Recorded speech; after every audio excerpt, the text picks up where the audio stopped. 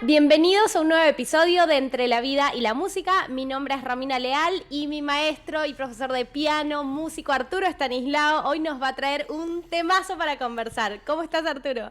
Bien, muy bien, la verdad que muy contentos de este episodio, de este nuevo episodio que ya va redondeando, ¿no? Nuestra primera temporada, ya estamos en el episodio 9, la verdad que una alegría enorme, digamos, este proyecto que había empezado como abrir una ventana, ¿no? A conversaciones y que de repente ya va cumpliendo, ¿no? Nuestra primera temporada, ¿no? ¿Querés contarle, Romy, a nuestros oyentes que la idea... Sí, la idea es tener temporadas de 10 capítulos. Estamos finalizando casi la primera temporada. Vamos a finalizar sobre las fiestas, así que vamos a hacer después un episodio especial de cierre de año, de las festividades. De hecho, les podemos ir adelantando el tema que ya lo tenemos ahí precocido. Así que bueno, este año nos encuentra con nuestra primera temporada de Entre la Vida y la Música. Y para el año que viene tenemos, cruzando los dedos y si todo sale bien, 2 temporadas más nuevas planeadas en las que queremos también como tener mucho más conversación con ustedes, ¿no? Los queremos aquí presentes, opinando, comentando, sintiéndose parte, apodérense de este espacio también que es para ustedes, que es de nosotros pero para ustedes, así que está buena como esta ida y vuelta, ¿no? A mí me encanta pensarlo así, que somos mucho más de los que solo nosotros, ¿no? Ni hablar, ni hablar. Bueno, también aprovechar para mencionarles que tenemos ahí presente la idea de generar, digamos, como una interacción con la idea de hacer algunos vivos en Instagram y demás. Está ahí como el proyecto. Y también un poco para el año que viene quizás incorporar cosas nuevas. Así que nada, este proyecto que está como en crecimiento, ¿sí? Pero la verdad que muy contentos de poder llevarlo adelante y siempre agradeciendo a todos aquellos que nos escuchan, que comentan. Ya después, quizás en el último episodio podamos leer algunos comentarios de lo que hemos ido recibiendo y demás, pero sí, muy Y esto contentos que de estar decías, aquí. de los vivos, vamos a empezar a hacer vivos en Instagram, así que nos pueden seguir en las redes sociales, Arturo Estanislao Pianista y Romita Leal, nuestros Instagrams, donde nos pueden encontrar, donde podemos seguir como el after de la conversación de todos los temas que se presentan aquí y donde vamos a hacer un montón de vivos, donde leamos comentarios, donde tengamos como mucho más interacción, porque eso es lo que queremos, que ustedes se sumen a este espacio. Y hoy contanos, Arturo, porque el tema está bueno, en candente. realidad, sí. Bueno, yo creo que para quienes nos escuchan se empieza a ver claro que hay algo que a mí siempre me ha apasionado un poco, que es poder como identificar cambios o transformaciones, y sobre todo cambios y transformaciones en la música, o en cómo la escuchamos, o en cómo la hacemos, o en cómo la producimos, que tienen que ver con el desarrollo de las nuevas tecnologías, ¿no? Yo digo que nosotros vivimos en una era muy vertiginosa, ¿no? de cambios continuos, y como somos de alguna manera presa de ellos, no somos quizás tan conscientes de qué es lo que van dejando en el camino, o qué cambios producen, o qué puertas se abren, ¿no? Y también siempre algo que yo digo, ¿no? De los beneficios y los perjuicios que van generando todos esos cambios, y que están en gran medida atados al desarrollo tecnológico, ¿no? En nuestro caso, bueno, podríamos hablar de muchos órdenes de la vida en los que se podría hacer este análisis, pero bueno, en nuestro caso de la música. Y un poco el tema que yo quería traer a cuento hoy es hacer ciertas reflexiones o ciertas consideraciones respecto a cómo se ha desarrollado la industria de la música, el negocio de la música, y cómo esa industria, que quizás cuando nosotros éramos más jóvenes estaba totalmente instalada y era casi, podríamos decir, como una cosa enormemente monstruosa, gigantesca, que movía muchísimo dinero, cómo esa industria que tenía un modelo, ¿no? un patrón de funcionamiento, en los últimos años ha ido cambiando, ¿no? De manera, digamos, como muy fuerte, y que inclusive ha llegado como a tambalear. O sea, hay momentos, ha llegado, digamos, con ciertos acontecimientos a que inclusive empresas gigantescas, enormes, multinacionales, que eran, digamos, como dinosaurios, empezaron a decir, bueno, a ver si no resolvemos este problema, podemos desaparecer. O sea, la música tal como la conocemos podría dejar de ser un negocio, ¿no? Es esa un poquito estas reflexiones, ¿no? O dejar de ser un negocio para pocos, ¿no? Y Oh, que se empiece a repartir y que empiece como un poco más democrática la cosa a repartirse sí. algo más equitativamente en el futuro, Bueno, ojalá. sí, que las relaciones de poder, ¿no? Y que los actores que delimitan esos elementos, bueno, se ubiquen en lugares diferentes, ¿no? Y para eso quizás a mí me gustaría comenzar, digamos, quizás contando o explicando un poquito cómo ha funcionado hasta los últimos años, digamos, como la industria o el negocio de la música. Porque nosotros naturalmente pensamos, digamos, que la industria discográfica, o sea, las empresas que se dedicaban a fabricar, a producir, a distribuir los discos, bueno, eran como los actores casi centrales, ¿no? Del proceso. En el sentido de que un artista podía componer una música, podría tener, digamos, como su conjunto, y necesariamente tenía que recurrir a una discográfica para poder hacer llegar su mensaje, ¿no? Y esta dinámica en la que el artista estaba todo el tiempo continuamente, digamos, como buscando la manera, ¿no? de obtener un contrato discográfico, tenía una lógica. ¿Por qué? Porque de alguna manera la discográfica tenía una estructura, por eso eran como, digamos, conglomerados, digamos, a veces de industrias que pertenecían a otros ámbitos y que de repente hacían su incursión en la música, ¿no? Como fábricas, ¿no? Porque la música era tangible de alguna manera. Eso por un lado, pero sí, pero no solo quizás solo la cuestión de fabricación, porque nosotros fíjate que si nos remontamos, ¿no? Podemos decir que primero fueron los vinilos, ¿no? O sea, primero fue la radio. Sí. Ahora la radio, ¿no? Y pensamos la radio, digamos, como existía como medio, ¿no? de transmisión de música, pero requería de ciertas, digamos, como condiciones. El hecho de que hubiera una transmisión en vivo, que hubiera, ¿no? Digamos, satélites o un cableado que permitiera que, ¿no? digamos, la antena captara eso. Ese sería como el primer paso. Pero cuando ya aparece el vinilo, y sobre todo el LP, el long play, la larga duración, como se le dice, ahí entonces empieza a gestarse algo, que es la idea de que, bueno, yo puedo crear una grabación, ¿no? Un disco, que sería como el disco madre, o lo que hablaremos después, el máster, y yo puedo replicar eso, ¿no? Reproducir eso, ¿no? Y esas reproducciones las puedo vender, ¿no? Y digamos, y difundir, ¿no? A escala planetaria. O sea, por lo tanto, había la idea de, bueno, hacemos una grabación y hay un disco madre, ¿no? Donde está hecha toda la grabación, la mezcla, todo el proceso. Y después no era más que tomar eso, ¿no? Y reproducirlo. La fabricación de ese máster o todo lo que hacía necesario llegar a eso, bueno, requería de un conglomerado, digamos, de hombres de negocios, por así decir, que tenían que invertir mucho dinero en lograr eso y sobre todo después mucho dinero también en distribuirlo. Claro.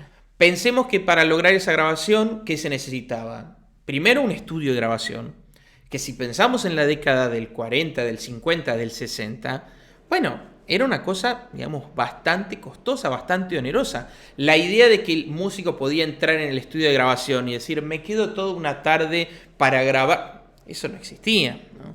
Inclusive pensemos que las grabaciones, el mismo hecho de la cinta que se utilizaba, ¿no?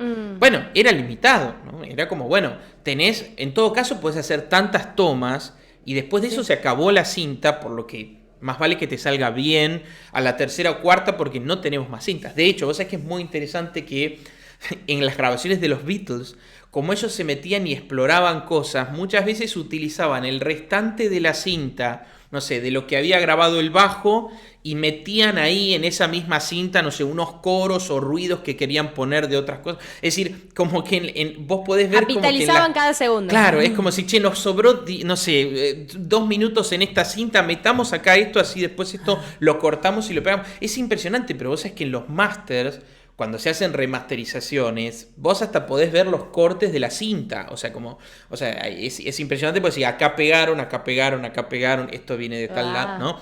O sea, pensemos entonces que, bueno, había que destinar un espacio físico que no era lo más habitual, un estudio de grabación que tuviera determinadas características acústicas, la tecnología que en ese momento era muy costosa, digamos, una consola de varios canales para que pudieras grabar varios instrumentos a la vez, era todo un pedazo de tecnología, digamos, muy importante, que solo los estudios de grabación podían costear y tener, ¿no? Muy parecido al cine, Arthur. Muy Te parecido. escucho muy Pero parecido, es que es desde muy la parecido. cinta, el espacio, como que solo esos monstruos podían costear esas producciones. Exactamente, ahí está, vos decís la locación, los elementos de iluminación, las ¿Sí? cámaras, bueno, la cinta, los tachos de cinta, totalmente. Bueno, Sí. en ese sentido, la analogía entre el cine y la música es interesante. Y hasta podría ser interesante la comparación porque quizás la industria del cine o la producción cinematográfica no ha sido tan afectada por los cambios tecnológicos como la música. Ahora quizás Todavía. podemos, todavía al menos, quizás después podemos hacer como ciertas analogías. Pero sí, Sí. es muy pertinente. De hecho, fíjate que muchas grandes discográficas también son estudios de cine, o sea, Sí, digamos, sí. Universal digamos, hay empresas que son las Donde dos hay cosas. negocio, ponen el ojo. Claro, Estamos claros que exactamente. estos monstruos están claros. Exactamente. Dice, bueno, Sí, acá y por ponemos eso 10 te millones. digo, no Sí. todavía digo yo porque siento que vamos a hablar ahora en lo próximo del celular y todas las tecnologías estas que han cambiado y que han cambiado la música, los artistas y también el cine. O sea, te pensás que hoy también se graban cosas con esto increíbles. Bueno, Entonces digo, ahí vamos también. ahí va por ahí, pero en algún sentido después podemos ver la matriz o sea, el Sí, hecho de lo costoso que puede ser costear, digamos, sí, sí. solventar eso en el cine todavía, si uno piensa en una producción, digamos, tradicional, sigue siendo muy, muy grande Sí. el volumen de gente implicada para obtener ese Ah, resultado, sí. ¿no? En la música, en algún sentido, si bien se necesitaba el estudio de grabación, se necesitaban las tecnologías que estaban dentro de ese estudio, se necesitaba un ingeniero de sonido, ¿no? Que estuviera presente eso, y se necesitaban los músicos que hicieran la música en ese momento, ¿no? Y después se necesitaba todo un sistema para qué, primero para producir los vinilos, ¿no? Ujú. Todo el aspecto de, bueno, sí, el acetato que se utilizaba y demás. Y después, cosa no menor, toda una cadena de distribución de eso. Porque ponele que vos decís, Claro. bueno, tengo la fábrica acá, acabo de producir, no sé, 5.000 vinilos, 10.000 vinilos de esta copia. Ahora, no era solo eso, sino que eso tenía que llegar a las tiendas donde las personas lo iban a comprar. Y si vos pensabas un artista que buscaba una proyección internacional, ya no era solo llevarlos a las tiendas de ese estado en Estados Unidos, sino que tenía que cruzar el Atlántico e ir a Europa, Mm, Japón, Australia. Es decir, que en el fondo la discográfica no era solo la encargada de producir la grabación, sino de crear digamos, como un sistema de distribución a nivel mundial, ¿no? Para eso.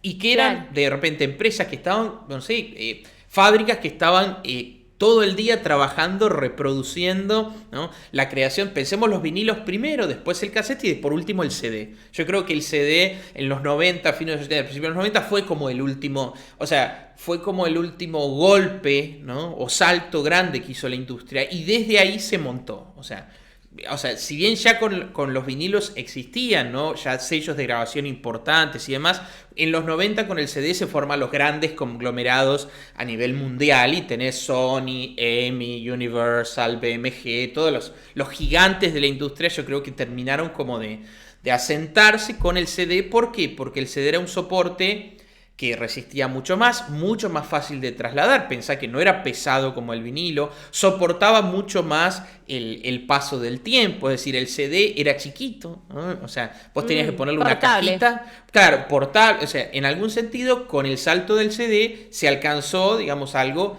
que permitía a la industria, bueno, comerciar, ¿no? De la manera, digamos, como más eficiente posible.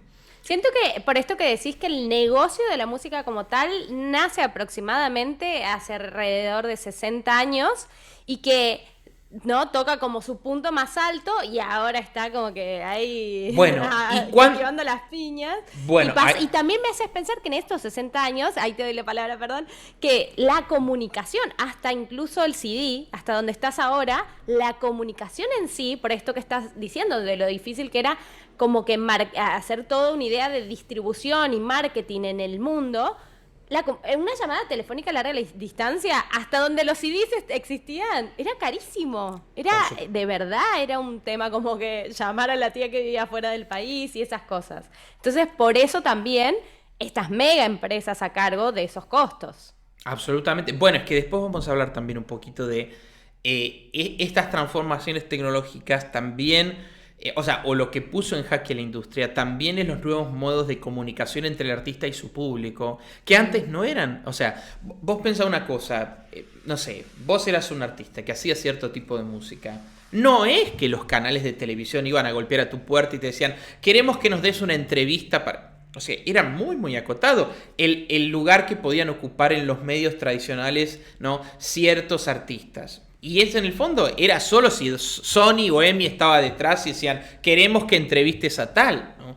O sea, de hecho, MTV fue parte de esa revolución porque fue la idea de un canal de música, un canal de televisión que era pura y exclusivamente de música. Pero eso también fue una cosa muy, muy novedosa, ¿no? Y que también tuvo un peso enorme porque abrió como canales que antes la persona, el único contacto que podía tener con el artista era ir a la tienda a ver un vinilo y decir me lo compro. Y se compraba ese vinilo y se iba a su casita muy contento. Y quizás la única imagen que tenía el artista era la foto que aparecía como la tapa del vinilo. O sea, pensemos eso. O sea, el artista era en algún sentido alguien bastante inaccesible. Claro. Rubinstein, pensemos Rubinstein, ¿no? Volviendo a nuestro primer episodio. Y va a estar en el último, dijiste, así que y va a estar en el tenés último. Vamos a volver a traer parte de esa conversación, sí, que es maravillosa, de esa entrevista. Ahora, claro, en los 70s, imaginemos nosotros en los 70s. Voy a la tienda que vendía vinilos y veo y digo, hoy un nuevo vinilo de Rubinstein, nueva grabación que salió con la orquesta, con tal director. Bueno, pero... Y uno dice, este es un gran pianista, mira, está grabado por tal sello discográfico importante, esto debe ser bueno, voy y lo compro. Pero de Rubinstein tampoco es que uno prendía la tele y lo escuchaba hablar en tal lado y lo invitaban No, quizás lo único que veía era ese vinilo y saber que la crítica musical lo consideraba un pianista serio. Podría en todo caso leer alguna entrevista en un diario, en una publicación especializada de música, pero era muy, muy acotado. No es que Rubinstein podía decir, me levanto a la mañana y les cuento que hoy... No. Vamos a hablar un poquito qué incidencia tuvieron las redes sociales en ese proceso de comunicación entre el artista y su público. Pero digo me hace acordar de, no sé si lo hablamos en nuestro podcast privado después de clase o en el anterior, esto de que a un artista se lo acusaba de que había vendido el alma al diablo. Digo, si quisiese en esa época salir a... Tampoco tiene, ¿no? Los medios elegían a quién darle la nota. Totalmente. O sea, si el artista quisiera explicarse de algo, un besito, ¿no? Claro, no, mirá, no nos interesa. A tu interesa. mamá y tus amigos, sí. Claro. O sea, por eso digo que la voz del artista o el alcance también era limitado respecto a qué lugar se le podía dar en los medios tradicionales, que también eran, podría decirse, voy a usar una palabra que se usa mucho, hegemónicos, en el sentido de que, bueno, sí, solo si tal diario te quería dar una entrevista y si te considerabas que eras importante, porque... O sea, quizás Rubinstein en los comienzos nadie lo conocía y no es que podían publicar una entrevista a ver qué dice este tal Rubinstein. No, o sea, de alguna manera el artista tenía que generarse una fama y una reputación que la creaba como dando conciertos, ya vamos a hablar un poquito de eso a continuación, y que de eso una discográfica se acercaba y decía, queremos grabar con vos. Y la discográfica... Eso tiene... Sí. Perdón, sí, seguí. No, tiene su parte buena y más o menos también, digo, llevado al día de hoy, voy pensando mientras nos contás, ¿no? Que digo, hacía eso que el arte hable en sí, ¿no? Del artista, que su trabajo y su talento llame a la atención de los medios y por ende del público, ¿no? Y hoy, al día de hoy, vamos a hablar de la parte no tan buena. Hace que cualquiera sin talento también a veces tenga muchísima exposición y son más entretenidos que talentosos, o hay unos dimes y diretes. Bueno, es que también ahí tiene que ver el tema de la industria y lo comercial, ¿no? Porque ahora vamos a hablar un poco vamos de ahí. eso, pero sí, pero en algún sentido es verdad que había cierto sentido de honestidad en cuanto que el artista primero tenía que poder crear algo y a partir de ahí ver si podía grabar, podía hacer una carrera, una proyección internacional, etcétera. Tenía que captar, demostrar, claro, hacer algo que el público reaccionara frente a eso y que eso entonces apareciera, digamos, al ojo de la industria discográfica y dijeran, bueno, vamos a hacer dinero, pongamos dinero en esta persona, con la esperanza de que eso, obviamente, produzca las ganancias, ¿no? Pero entonces decía que si nos pensamos en esa época, el grado de información que teníamos sobre el artista era muy acotado. Y a veces lo único que conocías del artista era la foto que aparecía en el vinilo. no mucho más. Y si de casualidad Rubinstein venía a tocar a la Argentina, uno decía, puedo ir a escuchar al artista del cual vengo escuchando este vinilo hace 10 años. Y bueno, ahí se daba la oportunidad. Y quizás lo que veía del artista era lo que veía en el escenario esa noche y nunca más, ¿no? Es decir, que en algún sentido el contacto con la persona era mucho más acotado y estaba filtrado básicamente ¿por qué? Por la grabación. Yo digo que un artista lo veías o en el póster de tu cuarto, pensando un adolescente, ¿no? Sí. De rock, ¿no? Bueno, el artista era lo que veías en la tapa del disquito, que era un disquito, un CD chiquitito así, y el póster que podías comprar y colgar en tu pared, ¿no? Ese estereotipo del adolescente. Muy noventosos nosotros. Muy noventosos, ¿no? Pero digo, después... Whitney, los Backstreet Boys. Bueno, pero con ello ya empieza a cambiar porque la sí. MTV y la industria ya había empezado. Pero antes de eso, pensemos, por ejemplo, un poquitito más, y no tanto más atrás, un poquitito más atrás. Vos decís, bueno, Queen, o lo mismo inclusive, bueno, con los Beatles ya el fenómeno empieza a cambiar, ¿no? Hay otra gran masividad, pero aún así había una distancia grande, ¿no? Entre el artista y su público, y que estaba de alguna manera mediatizada por, bueno, la industria, ¿no? Que era en el fondo quien elegía quién graba y quién no graba, ¿no? Claro. Esto es muy interesante porque, digamos, el eslabón que terminaba, digamos, como poniendo en funcionamiento el esquema, lo tenían no artistas, no personas que estaban en la búsqueda de la excelencia artística, sino simplemente personas que decían, bueno, si pongo plata acá, voy a tener un rédito. Total. Porque la industria y el negocio o el comercio con la música es eso, es primeramente comercio, ¿no? Claro. Por lo tanto, entonces, este modelo del que hablamos implicaba que la industria tenía una cantidad enorme de costos para producir ese disco, esa grabación, y que por lo tanto entonces también tenía que tener un rédito muy, muy grande. Porque en algún sentido lo que estaba implícito es al artista, mirá, vos traes tu música, pero mirá que yo pongo todo lo demás. Claro, entonces, es como una apuesta. Exactamente. Y es un modelo de negocios que es muy interesante porque es muy riesgoso. Claro. Porque vos no tenés manera de saber si ese artista... Si al público le va a gustar o no. Si el público le va a gustar, cuánto tiempo le va a gustar, si la propuesta... Es decir, en algún sentido era medio una ruleta en la que decían, bueno, yo pongo todo al 60 y si no sale el 60, estoy en problemas, ¿no? ¿Cuántos artistas hay? Me haces pensar de si eso se va a sostener el tiempo de un hit y nunca más. Esto hay que hablarlo en otro capítulo. Bueno, eso es interesante. Porque eso hasta en la música clásica hay artistas que son artistas de una obra. Compusieron muchas otras cosas, pero a la posteridad pasó una. Tema de otro capítulo, lo pones ahí en el tintero. Va a quedar en el tintero. Va a quedar en el tintero. No, pero decía entonces que el modelo es un modelo bastante particular, en el que una parte pone algo y la otra arriesga casi todo. Y entonces, ¿cómo compensaban eso? Siendo tan grande el riesgo, los royalties o las ganancias de la discográfica eran enormes en comparación con el artista. Y cuando digo enormes, prepárense para estos porcentajes, si a un artista le quedaba el 12% de las ventas, era un buen contrato. Una barbaridad. Era una barbaridad, como diciendo, este artista... Como es un artista popular exigió y vende millones, aceptamos un 15. O sea que el 85, ¿no?, era de la discográfica, ¿no? Por eso, digamos, en algún sentido, digamos, estaba la cuestión de qué vivía el artista, ¿no? O sea, sin embargo, como era a escala planetaria, ese 15%, si el disco se vendía, era algo muy rentable, también para el artista. Pero el modelo, vos sabés que era así, como yo te adelanto un dinero, ¿no? Y vos ya cobrás algo. No sé si sigue siendo, ¿eh?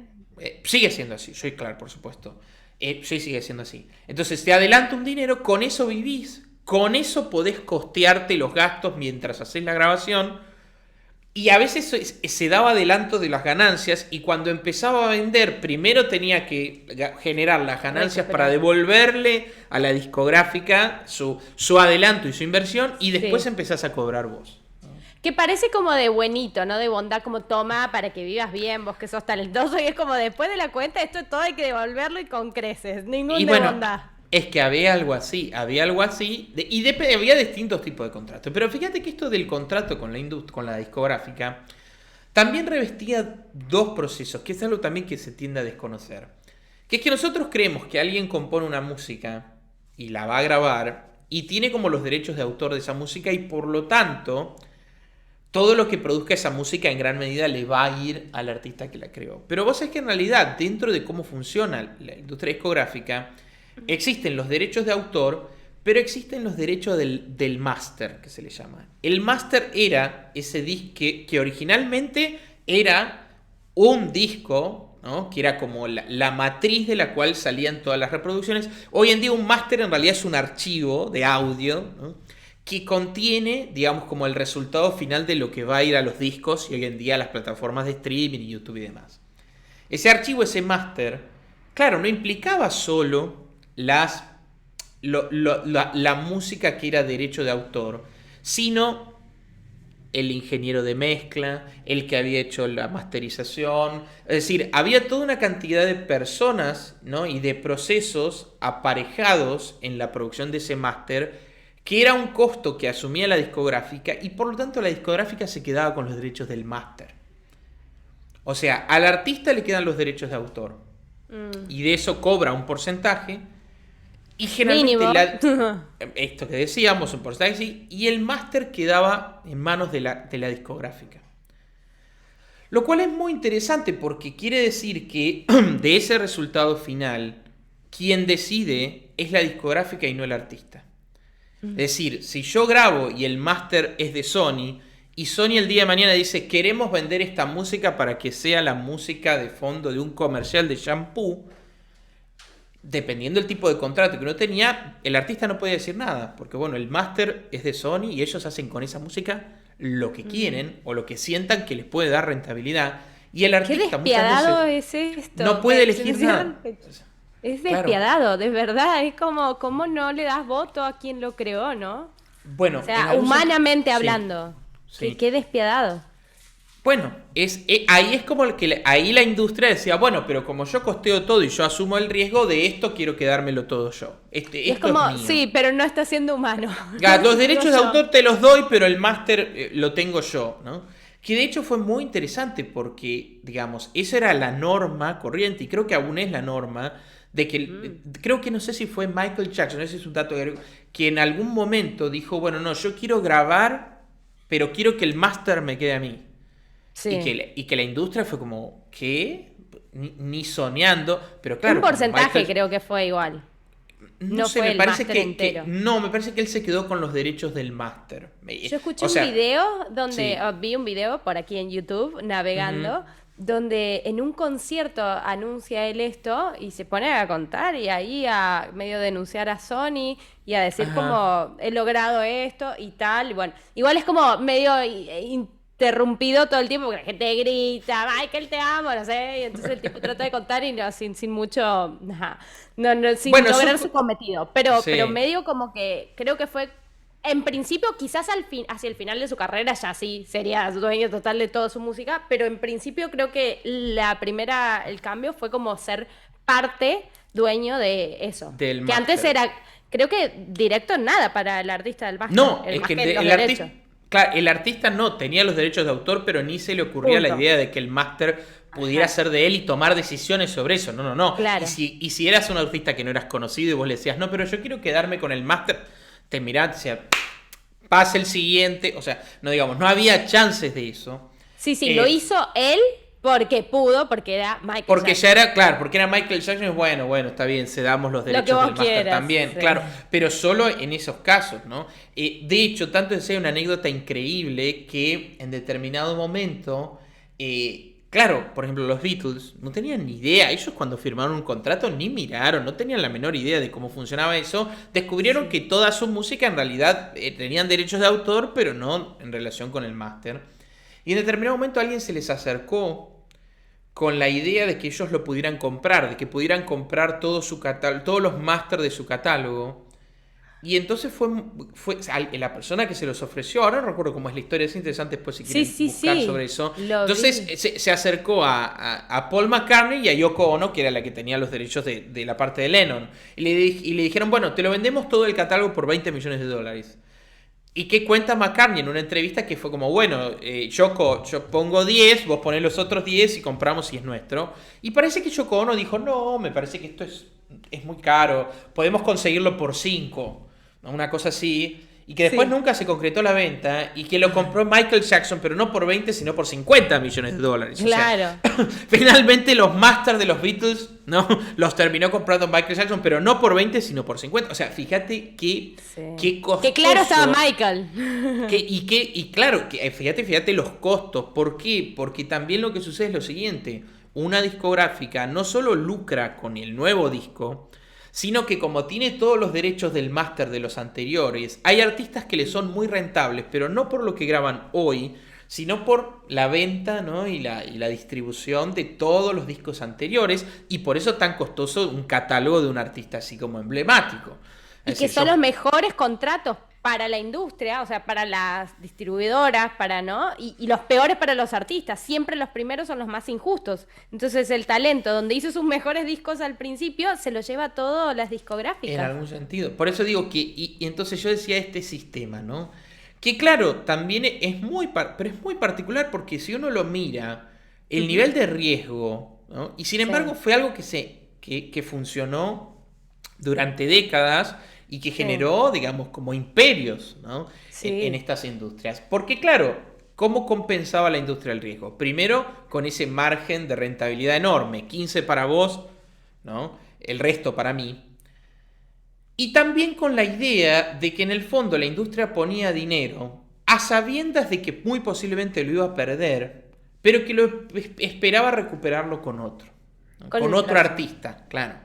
Entonces, en el fondo, el sistema era, bueno, vamos a destinar este dinero para este dinero para este dinero para... Lo más probable es que estos 10 nos vayan a pérdida. Pero si con este le pego, costeo la pérdida de todos los otros. De 10 y mucho más. Claro, por eso también eran tan leoninos los contratos. Porque si ellos decían, bueno, no, a ver, paguémosle lo que se merece. Claro, de repente, y si me sale mal, ¿cómo existo, ¿no? Pero digo que este sistema, ¿no? de poseer, ¿no? Como los medios, ¿no? Y encargarte de todo un proceso enormemente costoso para que ese disco viaje y para que las personas lo puedan comprar en distintas partes del mundo, es precisamente lo que empezó a entrar en crisis, sobre todo a fines de los 90 y principios de los 2000. La primer crisis fuerte, pero fuerte hasta el punto que hizo tambalear todo, fue Internet y sobre todo la piratería.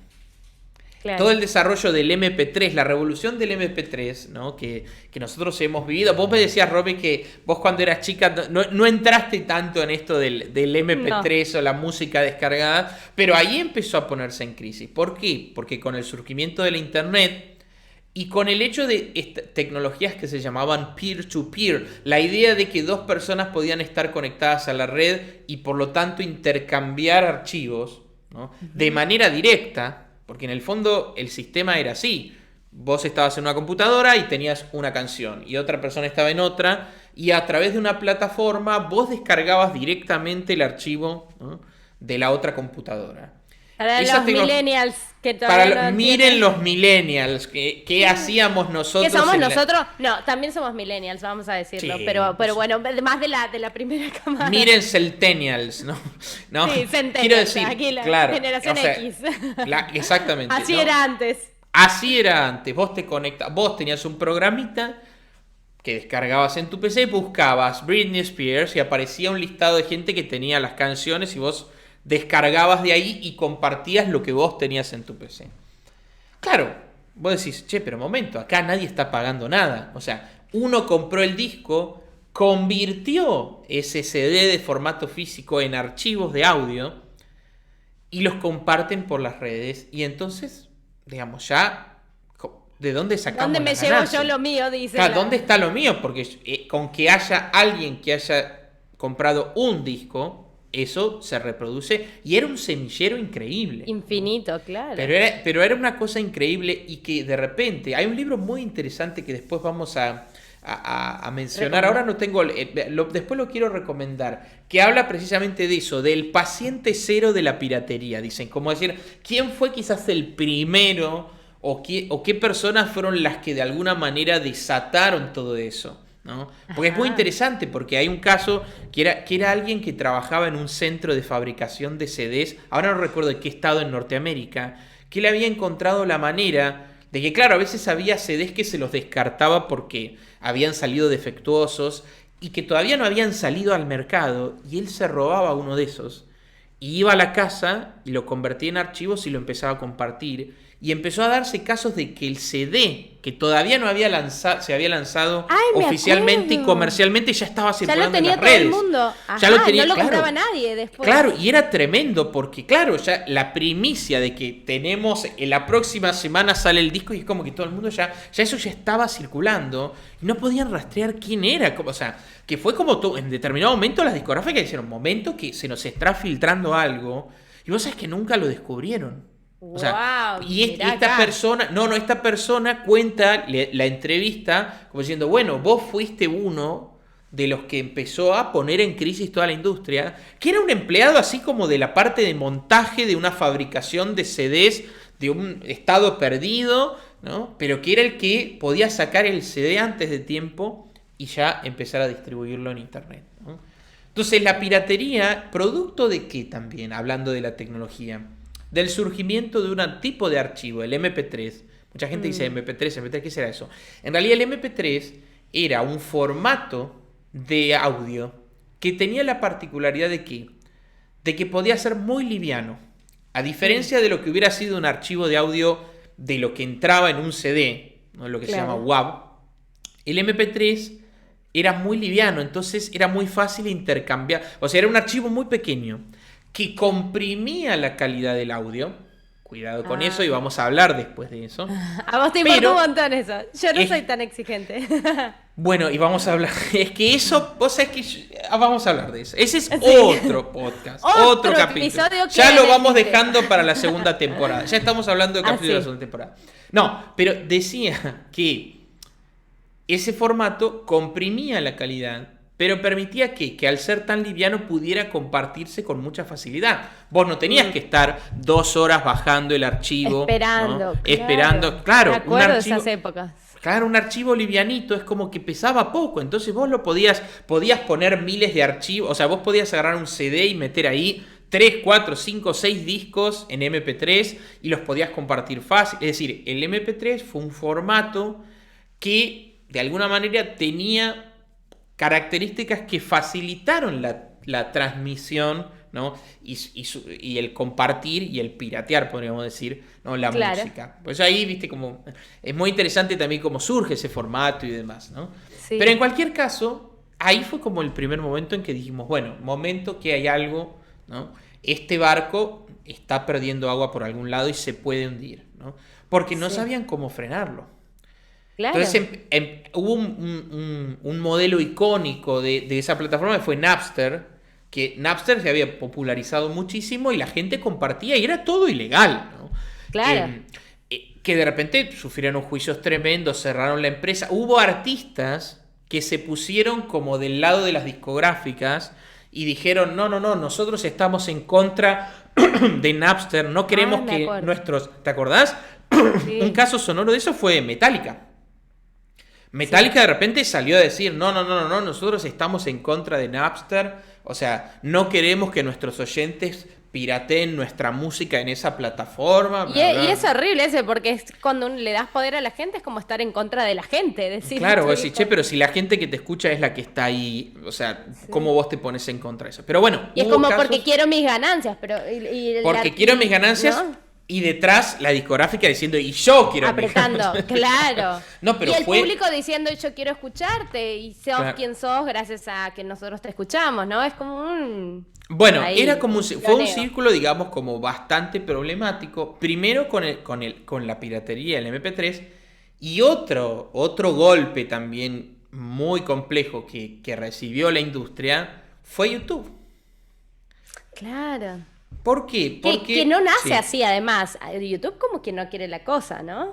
Es que en realidad YouTube de rebote, porque YouTube se planteaba como una plataforma audiovisual, pero de repente empezó a pasar que la gente que hacía subía la música ahí, quizás ponía una foto, no había un video, Pero era muy cómodo para escuchar música en algún sentido, porque vos no tenías ya ni que descargarte el archivo, era solo que buscaras en el buscador y decir, Hola. quiero escuchar tal tema, pum, ahí lo tenés.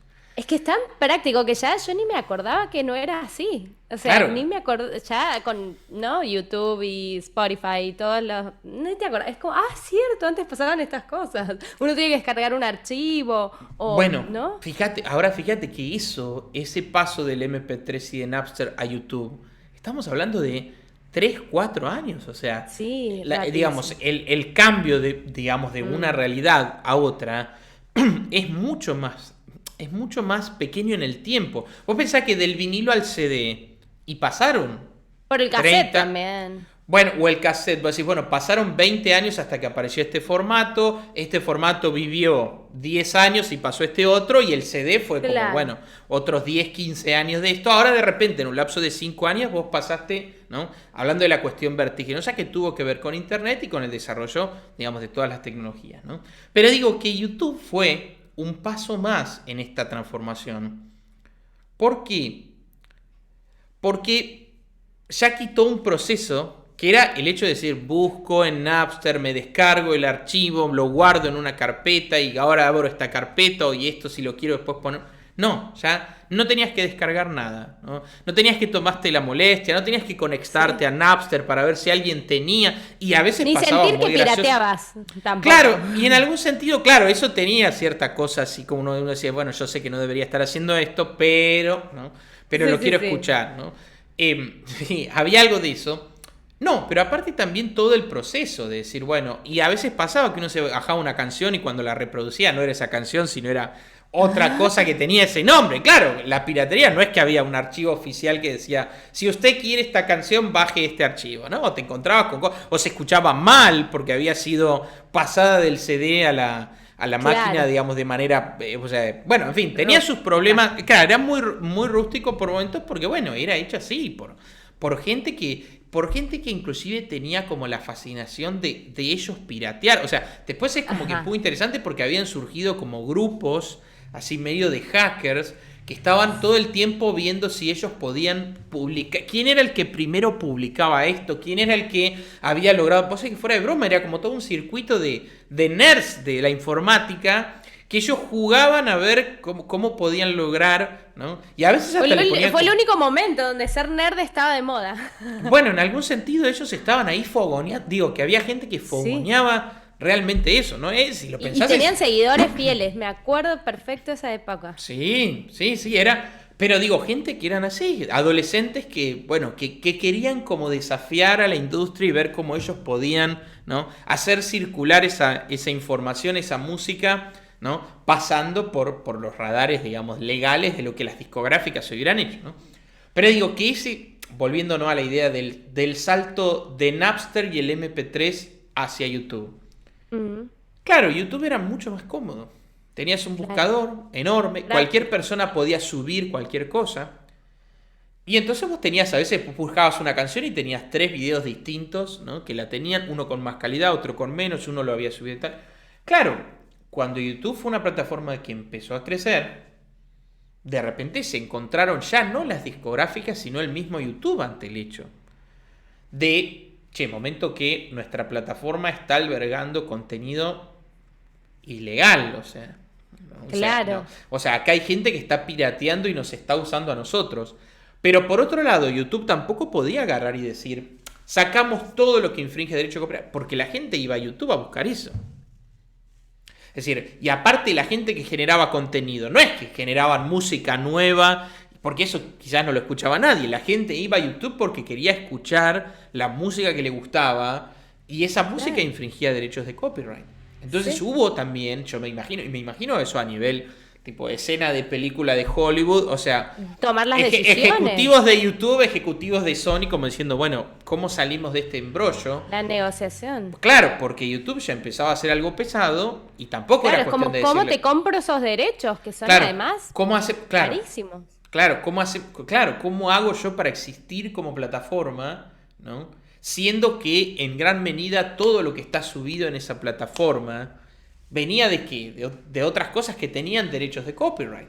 ¿no? Claro. La idea de los creadores de contenidos de YouTube fue algo muy a posteriori. Muy reciente. Muy reciente. O sea, la gente que hacía, uy, encontré un video de tal cosa, bueno, lo subo. Ay, encontré esta música, bueno, lo subo. O sea, no, era contenido que no era creado por el usuario, sino simplemente volcado en la plataforma. Entonces fue todo un tema que dicen, bueno, momento, porque ahora nuevamente, ¿dónde salen las ganancias? ¿No? Lo único que le preocupa a las bueno, disqueras. es que en algún sentido era, claro, era gente... eso. Es decir, bueno, si la gente ya no compra CDs porque los descarga, o si la gente ya no compra CDs porque va a escuchar su canción favorita y la busca en YouTube, ¿cómo sobrevivimos? ¿No? Claro. Y de alguna manera yo digo que misteriosamente es interesante porque estas cosas, viste, que uno no lee mucho sobre, o no se encuentra estas cosas, o sea, estas cosas pasaron como subterráneamente mientras nosotros estábamos felices escuchando la música, pirateando, ¿no? Pirateándola o escuchándola en YouTube. Nadie se preguntaba realmente, che, pero si esto va a terminar, ¿dónde va? Claro, sí. che, pero si cuando yo hago esto, la discográfica que recibe, el artista que recibe, YouTube no tendrá un problema legal por esto. No, uno ponía la canción y escuchaba, ¿no? Pero por debajo de eso había una guerra subterránea y que yo creo que se terminó de zanjar con dos cosas, ¿no? Una es lo que sabemos que se llama el Content ID en Google, en YouTube, ¿no? Que sabemos que es Google, y las plataformas de streaming, Spotify. Yo tengo que decir, yo creo que los dueños de la discográfica, yo creo que se levantan a la mañana y le rezan a Spotify por existir, a Spotify, a la Tidal, a todas ellas, porque ahí encontraron, y ahí encontraron la salvación. ¿Por qué? El Content ID, que sería interesantísimo estudiar de dónde viene y cómo funciona, fue una serie de programas o de algoritmos que podían detectar si eso que se subía a la plataforma pertenecía a alguien, o sea, si tenía derechos de copyright. Claro. Y migrar la monetización de ese video hacia los dueños, ¿no?, correspondientes de eso, ¿no? Entonces, esa fue la salvación de la industria discográfica. Ahora Sony se podía quedar tranquilo que si alguien subía un video o una música de un artista que había grabado con ellos, siquiera de ellos, las ganancias que pudiera producir ese video iban a ir automáticamente a ellos, ¿no? Esto es así y es hasta una cosa que parece ciencia ficción. Por ejemplo, el capítulo anterior del podcast, ¿te acordás que yo cerré tocando un pedacito de Enjoy the Silence de Depeche Mode? Ajá. Bueno, cuando lo subimos, ahí está. Dice, este video contiene la melodía Enjoy the Silence de Depeche Mode y por lo tanto la monetización va... Vos decís, pero tiene la melodía, pero yo lo toqué en un piano, hice mi versión para piano, o sea, ¿hasta qué punto? No, pero eso ya tiene, ¿no?, el claim del copyright, o sea, que supuestamente si ese video generara algún tipo de dinero, le iría a Depeche Mode y a la discográfica y... Por 10 segundos de piano. Por esa melodía que yo toqué en un piano, o sea, ¿no? Claro. Quiero decir que lo del Content ID no es como que, bueno, cada tanto puede pescar alguna cosa, o sea... ¿Qué tema es una este? Porque precisión... la ley está muy atrasada, siempre va muy detrás de la tecnología. Totalmente. Y digo, ¿por qué? Porque sería súper bonito, o sea, yo no estoy en contra de que el artista reciba lo que corresponde, ¿no? Pero real, por... quizás 10, 20 segundos que toques de un video que hacemos nosotros y generamos nosotros de contenido de 1 hora o más. Decís como, en serio, todo... nosotros porque no nos interesa nada. A mí más porque no lejos de me nosotros. importa y me mato de la risa, pero es cierto. Estamos haciendo esto por de verdad el placer y el gusto de compartir y de abrir esta puerta. Pero real, al final de la cuenta, no es justo. Y en lo legal, esas líneas están tan mal trazadas, están tan descuidados, tan que hasta me sorprende, ¿sabes? A veces como que ya... Mira, hoy justo, hablando de Spotify, encontré de casualidad un video que grabé hace 3 años para Spotify, como yo soy actriz de voiceover también, de como voz en off, como se dice en Argentina, grabé, justo estaba en Los Ángeles y grabé para un proyecto que tenían, lo escuché entero, era casi de 1 hora, de... que según la música que escucha la gente, no sé si la gente lo sabe, a mí hasta hoy, que lo grabé hace 3 años y me había olvidado, me pareció novedoso cuando lo escuché. según el tipo de música que escuchás, sabes que aquí hay como sociedades protectoras de animales que protegen como perritos de la calle y cosas así. Pero según la música que escuchás, te hacen como un match, así, una identificación de cuál sería el perrito ideal para vos, porque te gusta esta música. O sea, mirá hasta dónde. Entonces, si vos querés, y hasta podés en mismo Spotify encontrar y adoptar el cachorrito, o sea, la cantidad de datos que reciben ellos de la gente. Digo, me parece súper lindo en un sentido, me parece como que qué cool que están bien usando esos datos y analizándolos. Y por otro lado digo, ¿y si se los usa para el mal? Nadie, ¿no? Es como, tienen una cantidad loca de información. Sí. Y de nuevo, las leyes están tan atrás que hasta es absurdo cuando reclaman cosas que decís, pero si ni existe legalmente esto de los límites reales, de hasta dónde se puede. Es que es todo un tema que es que en realidad, en algún sentido, Internet puso en jaque toda una cantidad de cuestiones de cuestiones legales o sea, de qué legislación le cabe a, ¿no?, un proyecto que está hecho. Bueno, nosotros, por ejemplo, vos decís, bueno, Sí. vos estás en Miami, yo estoy en Buenos Aires. Bueno, si hubiera alguna cuestión legal respecto a este podcast, ¿qué le cabe? ¿La ley de Buenos Aires o la ley de Miami? Deberíamos Supongamos. publicarlos de aquí, Arturo. Bueno, no sé. Ante la duda. Ante la duda, bueno, no sé, por la duda. Ya eso estamos fuera, más allá de todo. Pero quiero decir que en cualquier caso lo que vos decís es cierto. Todo el marco legal, que de hecho es lo que establece la discográfica, porque no nos olvidemos que el artista y la discográfica firman un contrato.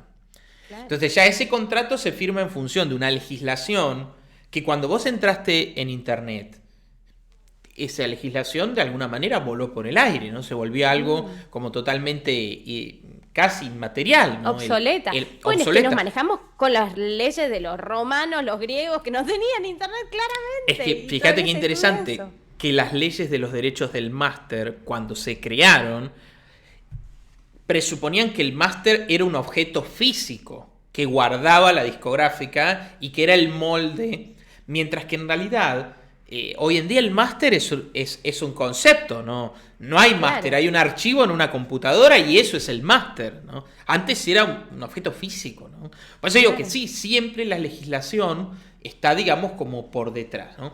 Pero, volviendo al tema, ¿no?, que decíamos del Content ID, fue la manera, ¿no?, en que YouTube pudo sobrevivir y en que las discográficas pudieron sobrevivir. Sí. El otro maravilloso milagro de la era moderna es el Spotify o el streaming, ¿no?, las plataformas de streaming de música. Yo digo maravilloso ¿por qué? Porque en algún sentido vos, abonando 4, 5, 6 dólares, una cosa, digamos, irrisoria, tenés el acceso a prácticamente todo el catálogo de todas las discográficas y prácticamente a todo lo que existe y fue grabado. Si uno lo mira en esos términos, antes uno tenía que ir, juntar Un su sueño. dinero y ir a comprar el disco, un disco, el que te permitía tu presupuesto, y escucharlo, y escucharlo, y escucharlo, y escucharlo, Sí, por un el valor sueño para menos de alguien lo que los es 90. Para eso era como, tengo todo el universo musical a mi disposición, ¿no?, por un valor de un café, ¿no? Bueno, eso es un milagro, y yo digo que es un milagro también para la industria discográfica, porque ahí fue como, bueno, nosotros ponemos todo nuestro catálogo y en función de las reproducciones, ¿qué me queda a mí que le queda al artista? En algún sentido, las plataformas de streaming tienen también su sistema, ¿no?, a partir del cual, digamos, pueden volver a tener, digamos, ganancias y controlar eso, ¿no? Por lo tanto, yo digo que entonces el Content ID de YouTube y, digamos, el modelo del streaming, ¿no?, les permitió de alguna manera seguir a flote. Pero muchos estaban a punto de decir, bueno, cerremos nuestras oficinas, ya nos llenamos de dinero, lo invertiremos en otra cosa, ¿no? Como diciendo, la música ya dejó de ser rentable para nosotros. Y en ese sentido hay actores puntuales que dentro de la industria vieron la posibilidad, ¿no?, y que estaba en crisis realmente, ¿no? Ahora bien, toda esta reflexión, ¿no?, y todo este panorama que hemos pintado viene a cuento de entender no solo de cuál era la lógica o la relación entre el artista y la discográfica, sino también de que el surgimiento de estas nuevas tecnologías empezó a correr el rol de los actores. ¿Por qué? Porque de un tiempo a esta parte, un estudio de grabación, que era algo costosísimo, de repente un artista lo puede hacer en su casa. Un artista puede tener equipamiento profesional y grabar un disco y hacer todas las facetas necesarias, digamos, para producir una grabación de profesional y que sea comercial, y lo hace en el living de su casa o en un estudio que él mismo se puede ir construyendo. Esto es, nuevamente, tocar el cielo con las manos, ¿no? Antes, el artista, cuando firmaba el contrato, se establecía cuántas horas iba a estar en el estudio de grabación y el disco tenía que salir en esas horas. O sea, tenés 10 horas. Por eso se daba tanto esto de que el artista y el grupo o la banda se iban medio a vivir al estudio de grabación. Es como que vivían ahí, se encerraban durante una semana, comían ahí, dormían ahí, porque bueno, tenían una semana para sacar el disco. No es que podían decir, che, este tema me quedó medio incompleto, vuelvo la semana que viene, o no me gustó este solo de guitarra, dame un mes y vuelvo con otra idea. Era como, bueno, el disco comienza y el disco termina en ese proceso. Y después ya está, la discográfica se encarga de distribuirlo, etcétera, ¿no? Digo, esa limitación del tiempo que el artista podía estar en el estudio desaparece. Claro. Voy al living de mi casa y puedo estar ahí probando, experimentando, grabando. Y hay documentales en Netflix, ¿no? De artistas. Bueno, Billie Eilish. Billie Eilish, el caso más sonoro de los últimos tiempos. No es la única. Porque se ha ganado casi 20 10 millones de premios. Todo, o sea, de salida hizo sobre la cama del hermano con un órgano Casio, medio pelo, o sea... Sí, el primer disco de Billie Eilish... Exacto, el primer disco de Billie Eilish, que fue como un fenómeno mundial masivo, fue grabado ella y el hermano, que tiene conocimientos, digamos, de producción musical, fue como el productor, y lo grabaron en su casa, sí, en el cuarto, ¿no? Entre el cuarto de ella, sí, y ellos dos hicieron ese disco que fue millones y millones de ventas en todo el mundo y que la lanzó a ella y a él como artista. Y que cuando ella lo agradece, lo dice, si yo armé esto entre mi dormitorio y el living de mi casa y me gané esta cantidad de premios, todo el mundo puede, y ahí deja abierta la puerta hermosa, ¿no? Para muchos artistas, y yo celebro esto siempre porque siento, yo que soy de Santiago del Estero, que me acuerdo cuando era más chica, sentía como que, wow, tocó mala suerte, nací en un lugar sin privilegio, donde, no, de verdad lo digo, o sea, voy a decir que mi Santiago querido ha crecido un montón, demasiado desde cuando yo era niña al día de hoy. Pero de verdad, yo sentía haber nacido en una tierra donde no hay oportunidades, donde, bueno, tocó nacer aquí, trabajaré en la perfumería, me casaré, ¿no? Como que, o sea, ya esta es la que toca porque es lo que hay, y uno, los modelos que tiene, lo que sabes que existe es a lo que apuntás, ¿no? Y después que alguien como Billie Eilish diga, esto se puede porque yo soy de una ciudad X y mira, lo hice en el living de mi casa, en el dormitorio de mi hermano, y gané toda esta cantidad loca de premios con 17 años, no sé, una cosa así. Es como, wow, se puede de verdad todo. No hay límites y no hay territorio y no hay tu tía. Bueno, totalmente. Entonces acá ya vemos que este monopolio que ejercía la industria de decir quién graba y quién no, en función de establecer qué artistas podía considerar exitosos o rentables y cuáles no, bueno, ya de repente ese elemento en la ecuación voló por el aire. Claro. Y después el otro, y muy fuerte y muy importante, es que la distribución ahora, no necesito, digamos, a nadie más que a YouTube, a las redes sociales, a las plataformas de streaming, para llegar a todas partes del mundo, de manera inmediata. Vos pensás que antes el disco se tenía que fabricar y se tenía que cargar en barcos, y los barcos tenían que atravesar el océano para que Arturito fuera, un Arturito fuera a la tienda de discos y estuviera ahí el disco que no digas tenía. Arturito, que tenemos oyentes que es se enojan conmigo Arturo. de que te digo así. Pero era Arturito porque era Arturo. Niño, era un niño inocente, por eso, ¿no? Y todo entusiasmado a ver qué disco había entrado. Bueno, todo eso de repente también voló por el aire. No te necesito, Sony, para que mi video se vea en Timbuktu. Claro. Lo subo inmediatamente a YouTube Y acá el otro tema del contacto del artista con su público. Porque Hermoso. antes decíamos, ¿no? El artista era esa figura inalcanzable que estaba en el póster o en la tapa del disco. Y si uno podía encontrar alguna entrevista que se le hacía, era como, mira, lo encontramos hablando de algo. Eso también voló por el aire, porque ahora el artista, desde sus redes sociales, puede decir, voy a sacar un nuevo disco, ¡pum! Y ya su público lo sigue continuamente, sabe lo que está haciendo, lo puede ver en Sabemos situaciones... hasta el color de los interiores. De la Exacto, ropa o sea, interior que usan. puede ver dónde vive, puede ver cómo vive, puede ver las cosas que hace en su día a día. Es decir, de alguna manera vos podés tener un contacto sin intermediarios, sin pasar por la Sí. televisión, la radio, o sea, con la vida, ¿no? O con la creación, ¿no? O con el proceso creativo de ese artista. Por lo tanto, entonces, la discográfica como el nexo que permitía ubicar ese artista en determinadas posiciones de visibilidad, ¿no? También voló por el aire. Yo puedo tener 1 millón de seguidores en Instagram y llegar a ese 1 millón de personas sin necesidad de firmar ningún contrato. Claro. Hermoso. Entonces, La democratización de la música. ¿no? Los medios de grabación, la distribución, ¿no? Entonces, la pregunta que nos tenemos que hacer hoy es, bueno, pero entonces, ¿para qué me ¿Para sirve qué queremos una discográfica? ¿Para qué quiero Claro. una discográfica? ¿O qué es lo que me ofrecería la discográfica que en algún sentido yo no puedo lograr? Y por eso, tantos modelos de autogestión. Igual ya le han encontrado la vuelta. Bueno, le han encontrado la vuelta, ¿por qué? Porque de repente, bueno, si vos grabás con la discográfica, eso de repente en YouTube, o sea, tiene, digamos, como una No, y no solo ubicación y una eso. colocación.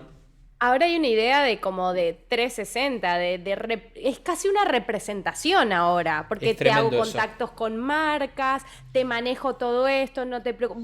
Vos tranquilo, hacé tu música en tu casita, yo te voy a dar millones, Yo te voy a te dar van a llegar en todo, la cuenta. sí. Pero Porque- después eso Pero es después el la alma al libertad, diablo. bueno, tiene eso, ¿no? Es cierto, de repente hoy en día un artista puede firmar contratos en que la discográfica se encarga de todo, de qué vas a publicar en redes sociales, de qué vas a hacer, de qué campañas de marketing vas a hacer, de cuánto se va a invertir en publicidad para instalar, digamos, tu música, es decir, es cierto, ahora tienen que ofrecer otras cosas, porque lo que ofrecieron Claro. durante 40 años Quedó ya no lo obsoleto. necesitas.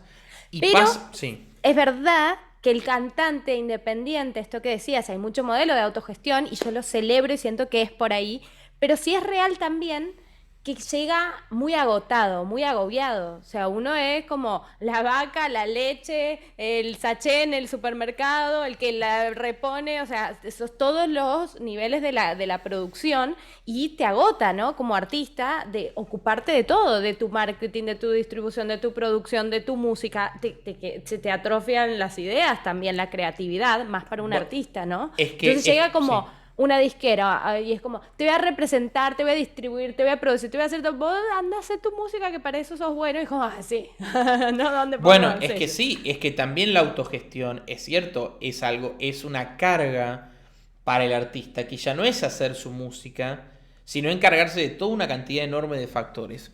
No, ese es, bueno, ahí sería el downside. Pero sobre todo, y a esta, digamos, reflexión también quería llegar, que es que todas estas transformaciones generaron algo también, que ahora los artistas no pueden vivir de grabar discos. ¿Por qué? Porque si bien es cierto que vos te podés saltear a la discográfica, y es cierto que YouTube monetiza, y Spotify también, no genera el nivel de ganancias que generaba cuando vos vendías discos. ¿Te acordás esto del disco de platino que vendió tantos millones de copias? Bueno, eso era por supuesto muy rentable para la industria discográfica, pero también permitía que el artista pudiera simplemente grabar discos y quizás presentarse en vivo, sí, cada tanto, elegir una gira mundial, pero digamos, el margen de rentabilidad que le quedaba al artista, aún dándole todo, en la gran mayoría de la discográfica, le permitía vivir de eso. Un artista podía vivir de grabar discos. Y era quizás su fuente mayor de ingreso por encima de los conciertos, de los recitales o de cualquier otra cosa. Con estos nuevos sistemas de monetización de YouTube y demás, y con el hecho de que ya vender un disco no es algo... O sea, Romy, yo quiero decir algo que creo que no nos dimos cuenta tampoco. Las nuevas computadoras no traen para leer CDs. Ah, sí, hace Ya no años. existe. El CD, alguien en un momento decretó la muerte del CD y aquellos que todavía tenemos algunos en casa, ya lo vamos mirando como diciendo, bueno, esto... Yo tuve que tirarlos con las mudanzas porque sí, los iba como trasladando y es como que, claro, es un traslado, peso, lugar, un montón de cosas que decís como, no tengo ni dónde, porque ni los DVDs no leen CD. O sea, Claro. o sea, no sé, leen otros formatos y no CD, y entonces es como, ¿y dónde lo veo? ¿Y dónde lo escucho? ¿Dónde nada? Qué pena, mi muestra de teatro del año, Bueno, ¿no? Y pero chao, un eso besito. es impresionante y da a otro tema que también va a quedar en la otra, en la próxima temporada del podcast, que es cómo cambió el hecho de que la música estuviera en un CD o en un vinilo implicaba algo que es un equipo para reproducirlo, que ahora tampoco existe. O sea, las Claro. personas escuchan música en aparatos o en dispositivos que en realidad no están pensados para escuchar música. Ya vamos a hablar de Claro. eso. Pero en cualquier caso, quiero decir cómo, digamos, esta transformación tecnológica reconfiguró la industria, ¿no? Que casi la pone en riesgo de muerte, pero también hizo que ahora el artista ya no vive de grabar, no puede vivir de grabar, no puede decir grabo un disco y si es exitoso, listo, ya está, me quedo Sí. tranquilo que eso me va a dar un margen con el que puedo vivir y preparar el próximo disco. Los artistas volvieron a vivir de tocar en Las giras. recitales, de hacer música en vivo. Por eso fue tan traumático para muchos el COVID y las cuarentenas, ¿no? Porque Que de de hecho repente, muchos artistas infringían los propios derechos de sus disqueras haciendo live streams. bueno, es que el tema de los contratos discográficos muchas veces implican algo, que es que cuando vos firmás un contrato con la discográfica, no solo tiene derechos del máster, sino a veces tiene una cláusula que te impide volver a grabar esa canción. Como Mm. diciendo, bueno, vos grabaste esta canción, vos te tocan estos derechos como autor, pero no tenés permitido hacer otras grabaciones de esa música. Esa cláusula es el demonio vivo, o sea, donde Es se como vea que diciendo, se vete. claro, ¿Cómo? entonces cuando vos haces un show de streaming y queda grabado y vos tocas esa música y se hace una nueva grabación de eso, en algún sentido estás infringiendo los derechos, ¿Y digamos, si la del disquera contrato que quiere? firmaste. Sí, Y de pudiese repente demandar al artista.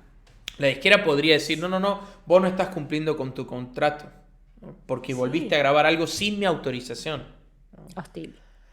Es tremendo, ¿no? Es tremendo. O sea, a lo que voy con todo esto es, fíjate cómo el artista entonces ya, o sea, establece otro tipo de relaciones con su público, con los medios con los cuales produce y crea la música, y también una relación con estas figuras de la industria que moldearon, ¿no?, el universo de la música durante, ¿cuánto? 50, 60 años, y que en Mm. los últimos 10 o 20, ¿no?, o sea, se ha reconfigurado todo el mapa, ¿no? Se han Y tenido que dentro poner a de eso improvisar. también nosotros como oyentes. Sí. Pero digo, este podcast, entre las muchas cosas que siempre invita a reflexionar, es poder ver eso. Porque fue tan vertiginoso y fue en tan poco tiempo que a veces ni Sí. nos damos cuenta, ¿no?, de que lo vivimos, lo transitamos como si hubiera sido pasar del caballo al automóvil, ¿no? Claro. Haciendo una analogía muy burda, ¿no? Sí. Y cómo en algún sentido eso, como decía, tiene tantas cosas que son positivas Mm. y también todos los problemas que encierra, ¿no?, y todos los dilemas, y ahí por eso la idea de estas reflexiones, ¿no?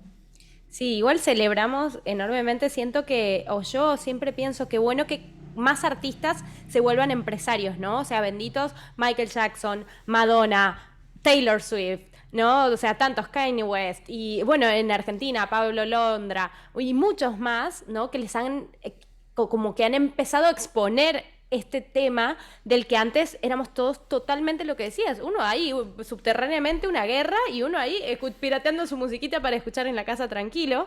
Y gracias a todos ellos, ¿no? Que exponen y que se vuelven empresarios y se empoderan y se apoderan del material que generan y que, en fin, un artista lo que quiere es que le llegue a la gente, ¿no? Y ese tiene que ser seguir siendo el propósito. Totalmente. Y fíjate qué interesante que de esto hasta ni los propios artistas eran conscientes de ¿No? esto de que firmaban un contrato y después, 20 años después, decían, ah, che, no, pero ahora me acabo de dar cuenta que, ¿no?, ¿no? O sea, digo, este grado de conciencia de la lógica de la industria era algo ignorado hasta por los propios artistas, ¿no?, que firmaban esos contratos, ¿no? Y yo, como vos decís, celebro que empieza a haber una conciencia de, momento, ¿cuál es la letra chica y qué implicancias tiene esto? Sí. ¿No? Y hasta qué punto yo quiero o no aceptar eso, ¿no? Porque Sí. la diferencia de hoy respecto a lo anterior es que existe la posibilidad de la autogestión. O sea, antes era o firmabas con la disquera o adiós, tu música no iba a pasar del lugar en el que tocaras, ¿no? Era muy difícil plantear la idea. Hay casos muy, muy curiosos. Un caso en Argentina, Patricio Rey y sus Redonditos Ricota, el grupo así tan famoso. Ellos fueron, ¿no?, en algún sentido, digamos, un grupo que planteó como bandera el decir, no, nosotros no queremos transar con nada. Y lo hicieron en una época en la que tenían que ver la distribución, el disco físico, la impresión. O sea, digamos, es un caso muy, muy raro, ¿no? Caso Y de se cargaron estudio. al hombro la Y estructura. exactamente, y ellos pudieron montar Wow. toda esa estructura y nunca transaron, ¿no? O sea, es muy, muy interesante. Caso de estudio, ¿no? De hecho, estas cosas a veces no se las conoce porque, bueno, se conoce el grupo, lo conocido, Sí. lo popular que han sido, pero que ellos iniciaron, digamos, como en un momento en el que parecía algo imposible, ¿no? Decir, no, nosotros vamos a ser exitosos y nosotros vamos a llenar estadios y vamos a vender millones de discos, pero sin Sony, sin Pero Universal. pareciera que la que abrió esa puerta es Madonna, en un momento donde ella estaba en la cumbre y todavía hasta ese momento el que más se había beneficiado en temas contractuales había sido Michael Jackson y la tipa empresaria y todavía puso una cláusula de que ella iba a abrir su propia discográfica. Claro. Y la discográfica, en ese momento no muy clara, la tipa muy empresaria, con mucha visión de futuro, se abrió su discográfica con la plata de la discográfica, se abrió la suya, les hizo competencia y Claro. tuvo la libertad, también se quedó con el máster, o sea, agarró como el contrato, el mejor contrato de Michael Jackson y lo mejoró 10 veces. Y entonces tuvo por fin sus derechos y ella sí tiene al día de hoy la posibilidad de decir, no quiero mi música en ese comercial o en esto o en aquello o en lo otro. Y todavía representó un montón de artistas gigantes como, no sé, o sea, mil que decís como, wow, Muse. No sé, había una cantidad loca de artistas que leí que ella misma representaba con Claro. esta estructura a la que la disquera fue como, sí, ¿no? En su momento y la terminan, después de años de juicios, absorbiendo. Pero qué importante de nuevo, que los artistas resistamos, ¿no? Como Claro. que no transemos Bueno. con estas cosas, que hagamos lo de los redonditos de ricota, lo de Madonna, de que nos empoderemos más en esta época donde tenemos acceso directo a la audiencia, a esos seguidores del arte que cada uno produce, no tiene ya cada vez, tiene menos sentido por un lado. Sí le han encontrado de nuevo la vuelta de te represento además, porque presentan otras estructuras que son convenientes porque es Por agotador. supuesto. Es que de hecho, Romy, algo que muchas personas no saben y que yo no sabía hasta hace muy poquito. Uno cree que en Spotify cualquier persona puede decir, bueno, subo algo, subo mi música, lo que fuera. En realidad no es así. Ah, ¿no? O sea, no. O sea, nosotros, este podcast es una excepción Estamos porque en los Spotify. podcasts estamos en Spotify, pero no hemos puesto un peso. Porque Spotify tiene, claro, porque Spotify tiene, digamos, ante los podcasts la posibilidad esta de que vos los subas gratuitamente. ¿Pero por qué? Porque no podés poner música y no podés poner cosas que infrinjan el derecho de copyright. Ahora, si yo quiero subir, yo grabo música mía y yo la quiero subir en Spotify, la única manera de que esté en Spotify es contratar a una distribuidora. ¿Y quiénes son Claro. las distribuidoras?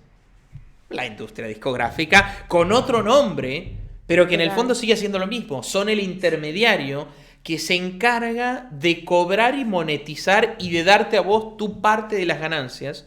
Claro. Entonces vos firmás con una distribuidora y hay distintos tipos de contratos en los que vos podés decir, no, yo quiero que esté en todos lados y a mí dame solo el 5%. U otras que dicen, bueno, no, a vos te vamos a dar el 8%, pero nosotros no. O sea, todos esos contratos, digamos, que antes hacía el artista con la discográfica, uno lo tiene que hacer con la distribuidora para que tu material esté en Spotify y para que vos puedas cobrar algo de eso. No cobras directo, no es que Spotify te dice, bueno, mira, tuviste tantas reproducciones, este dinero te corresponde. No, no, no. Es la distribuidora, el intermediario, y detrás de la distribuidora, en el fondo, sigue la industria discográfica ahí. Sí. Pero fíjate que esto yo no lo sabía, yo pensé ingenuamente, que uno dice, bueno, quiero subir algo a Spotify, pongo subir. Tuvimos nosotros cuando empezamos a idear esta programación, ¿no? Como que la idea de, ¿se puede? ¿Dónde podemos? ¿No? Como claro. Bueno, ni hablar. Y si tocamos música y si se puede, los derechos no nos bloquean, no sé. O sea, tuvimos como un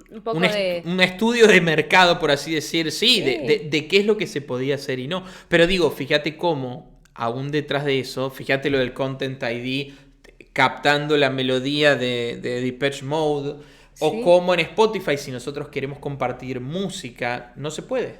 O tiene que ser música que cumpla ciertas características, porque la plataforma ante eso dice, no, momento, que podés estar infringiendo copyright y ese episodio no existe, ¿no? Pero quiero decir con esto, digo, cerrando la reflexión, que me gustaría, bueno, hacemos un poquitito de música siempre para cerrar, ¿no? Pero decía esta idea de... Yo creo que capaz este capítulo va a haber que dividirlo en dos, porque nos quedamos cortos. Puede ser. Como alguno que ya ha pasado. Puede ser. Pero en cualquier caso, digo, sí me parece, digamos, como interesante, bueno, invitar, ¿no?, a la conciencia y a la reflexión, ¿no?, de estas cosas, porque, insisto, han sido transformaciones enormes, ¿no?, en plazos de tiempo muy breves y de las cuales prácticamente no hemos sido conscientes, ¿no? Esa siempre es como la premisa de estos temas y de otros que hablaremos que están vinculados a esto. Hay un tema que yo siempre tengo pendiente, que es hablar del copyright o la cuestión de los derechos de autor o la cuestión legal ante una obra de arte. Es un tema muy polémico que está siendo discutido en todas partes del mundo, porque también toca esto que vos decías de cómo los sistemas legales presuponen, ¿no?, derechos sobre una obra de arte y una obra de arte de alguien que no está vivo. En fin, digamos, el copyright es un tema que me parece que también vamos a tratar, pero que me gustaría que fuera un capítulo puntual, ¿no? Pero que y está Taylor conectado Swift, ¿no? Lo que me habías comentado de ella. Bueno, también. ahí habría una cuestión, claro, pero del copyright yo quisiera hablar como concepto, como la idea de qué es poseer una obra de arte, o qué sería ser dueño de ella, o qué grado, sí, es interesante, ¿no? Pero qué grado de poder vos ejercés sobre ella, ¿no?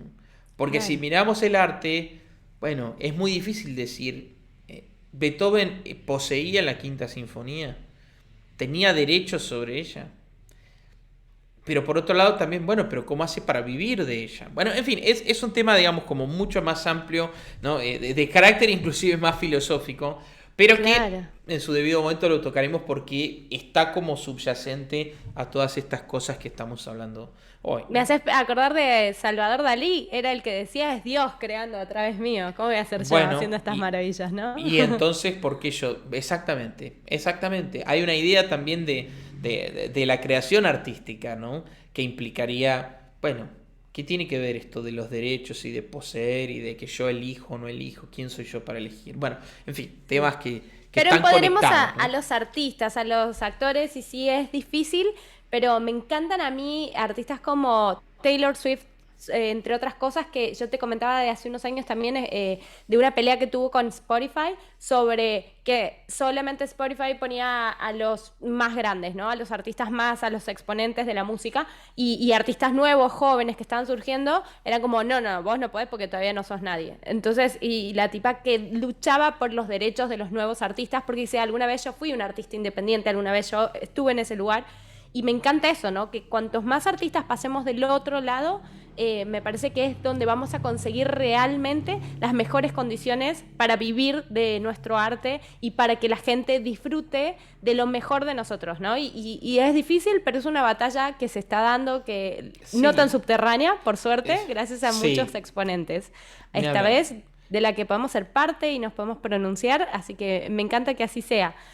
Arturo, ¿qué nos vas a tocar? Bueno, vamos a cerrar con un artista, con un grupo, un artista que de hecho está interesante porque hay una anécdota muy conocida que toca todos estos temas. La idea era cerrar con Love of My Life de Freddie Mercury o de Queen, un arreglito que nosotros hemos hecho para piano y que usamos mucho en las clases. Hay varios alumnos que son fanáticos de él. Y ellos también, ¿no? como un poco en esta historia de la música y de los cambios, han tenido que luchar por sus derechos ante las discográficas. Bueno, es que hay una escena muy, muy representativa de esto, de la película que se ha hecho, que fue muy, muy popular, seguramente todos nuestros oyentes la han visto, que es Bohemian Rhapsody, o Rapsodia Bohemia sería la traducción. La vamos a dejar ¿no? en la recomendación. Sí, es una película, digamos, que tiene cosas cuestionables en cuanto a la fidelidad histórica. De hecho, hace toda una cosa que no, pero en realidad eso no pasó así. No, pero en este sentido se pone este personaje de esta manera. O sea, no la recomendamos. Está ficcionada. Claro, está ficcionada, pero sin embargo está ficcionada, digamos, con la autorización de los grupos, de los miembros que quedaron vivos de Queen. O sea, es decir, dentro de todo ellos dieron el aval de eso que se muestra, ¿no? Pero que es muy interesante cuando Queen saca, digamos, el disco Bohemian Rhapsody y el single, podría decir, o el sencillo, ¿no? La canción que funcionaba como presentación, bueno, era precisamente esa, Bohemian Rhapsody, que tenía una extensión, ¿no?, enorme para lo que debiera ser un corte de difusión, se le llamaba, ¿no? Porque era una canción que duraba como 6 minutos y medio, una cosa así bestial. Y hay una escena fantástica en que están ellos con el productor discográfico. Y entonces ellos dicen, nosotros queremos que el corte de difusión sea eso. Y dicen, ustedes están locos. Esto no va, de ninguna manera, no va a haber ninguna radio que vaya a pasar 6 minutos de este tema. Y aparte este tema es una locura, no se sabe de qué habla, tiene partes. Ese nombre que es. Claro, el nombre que le pusieron, no se entiende. Cuando el texto dice esto, no se entiende de qué corno están hablando. O sea, como el productor diciendo, esto comercialmente no va a funcionar. Y medio como diciéndoles, no van a ir con eso. Y no sé si hay como una ruptura y ellos finalmente lo terminan sacando por otro lado. Y está como la ironía de que el productor en la escena de la película lo escucha en la radio y dice que qué tonto que fui, cómo no me di cuenta de que esto podría haber sido, digamos, como un éxito total y se me escapó de las manos, ¿no? Pero en cualquier caso, si uno mira desde la óptica del productor, tenía razón. O sea, eso fue 1 en 1.000.000 y porque eran Queen y porque era Freddie Mercury. En cualquier otro caso... Pero le pasó a Alicia Keys también, ¿sabes? Su primer corte de 7 minutos y lo mismo. Nadie te va a pasar ninguna radio, no se va a poder. Y le pasó a Bacilos también. Como claro. Toda... Bueno, debe haber algo de eso. Pero en cualquier caso, yo digo que también... O sea, uno dice, ay, qué terrible cómo el productor es capaz de... Pero también poniéndose en sus zapatos, algo de lógica tiene. O sea, estamos hablando de excepciones a la norma. Si todo el mundo pusiera 7 minutos de un tema en la radio, posiblemente... Bueno, o sea, no todos serían Alicia Keys y no todos serían Queen, pero en algún sentido sí esa escena muestra esto que hablamos de el peso o la relación, ¿no?, o la dinámica establecida entre la discográfica, el productor, aquel quien ponía el dinero, ¿no?, y lo que el artista hacía o lo que el artista quería hacer, ¿no? Por eso esa escena me parece que es muy representativa. Y bueno, tomamos esto como para traer un poquito de Queen a nuestro podcast, ¿sí? Y nos despedimos con nuestras redes sociales donde podemos seguir la conversación de todos estos temas y muchos más. Acuérdense que está abierta nuestra agenda para incluir todos los temas que les interesen, que los que quieren que conversamos, que expongamos. Así que Arturo Estanislao, pianista, Romita Leal, estamos esperando siempre sus comentarios,